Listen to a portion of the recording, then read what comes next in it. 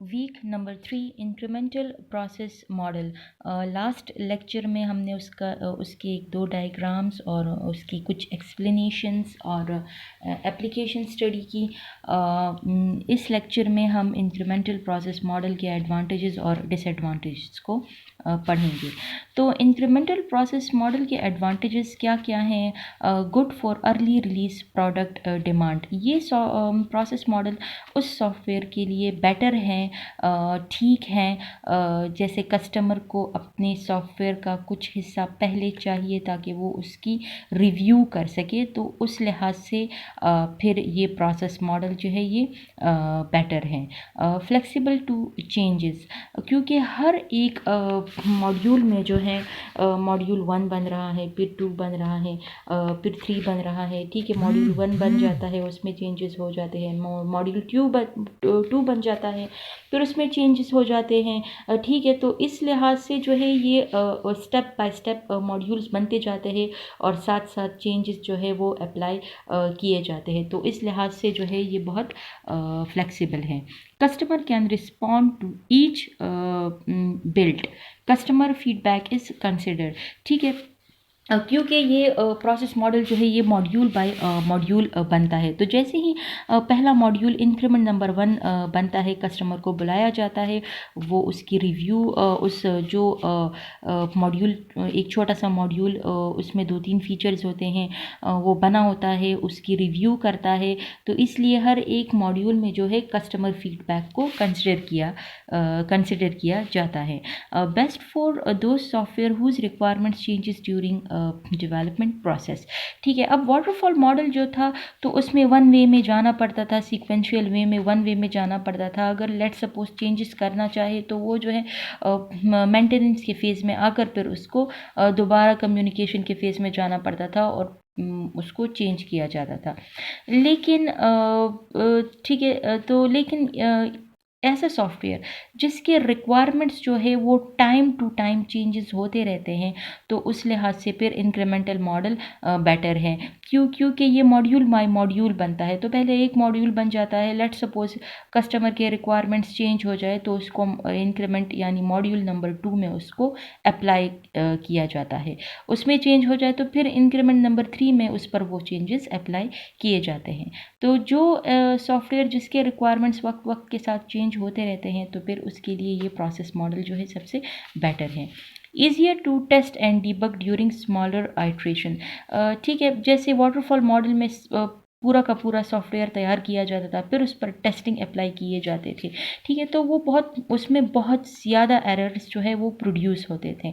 लेकिन यहाँ पर क्या है, मॉड्यूल बाय मॉड्यूल बनता है, छोटा सा मॉड्यूल बन जाता है, तो एक बड़े से सॉफ्टवेयर के लिहाज से फिर एक छोटे से मॉड्यूल पर टेस्टिंग करना बहुत आसान हो जाता है। Customer can get important functionality earlier.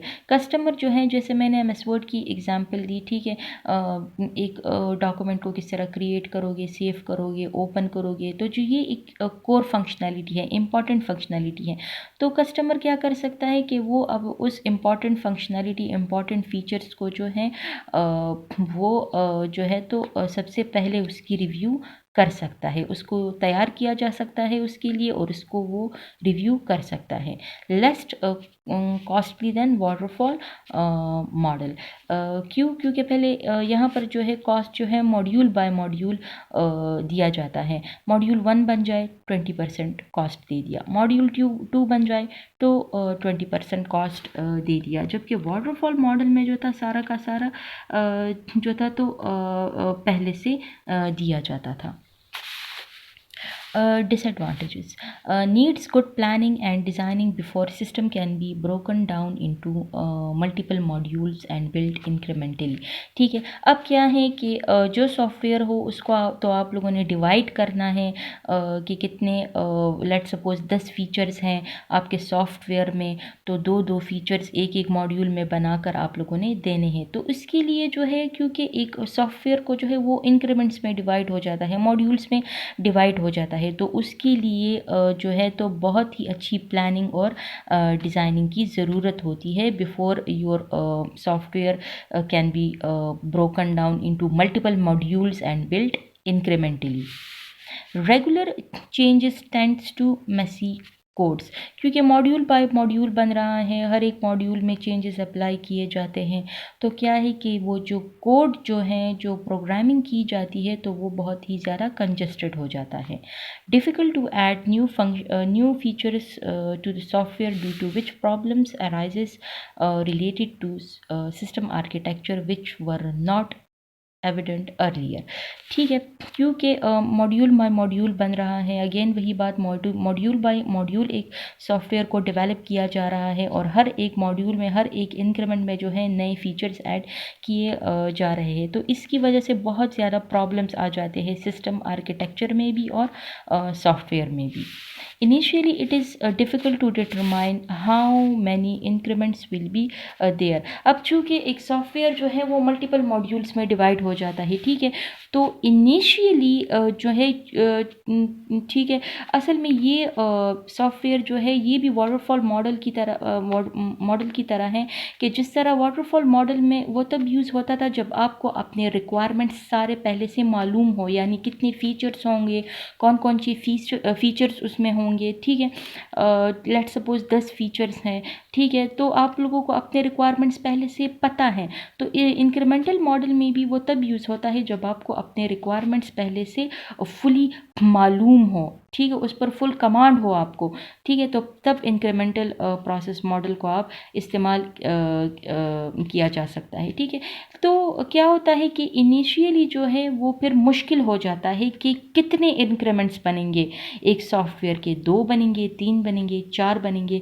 लेकिन अगर आपको अपने रिक्वायरमेंट्स ही पहले से मालूम नहीं हो तो आपको अंदाज़ा नहीं होगा कि कितने इंक्रीमेंट्स एक सॉफ्टवेयर के बनेंगे, यानी एक सॉफ्टवेयर जो है वो कितने इंक्रीमेंट्स में डेवलप किया जाएगा. तो इस लिहाज से अगर देखा जाए कि अगर आपको अपने रिक्वायरमेंट्स पहले से मालूम ना हो और कितने इंक्रीमेंट्स बनेंगे, तो इस लिहाज से फिर ये बिल्कुल भी कॉस्ट इफ़ेक्टिव नहीं है. हाँ, तब है जब आपको अपने रिक्वायरमेंट्स पहले से मालूम हो और कितने इंक्रीमेंट्स उसमें बनेंगे, ठीक है, तो फिर उस लिहाज से ये कॉस्ट इफ़ेक्टिव है.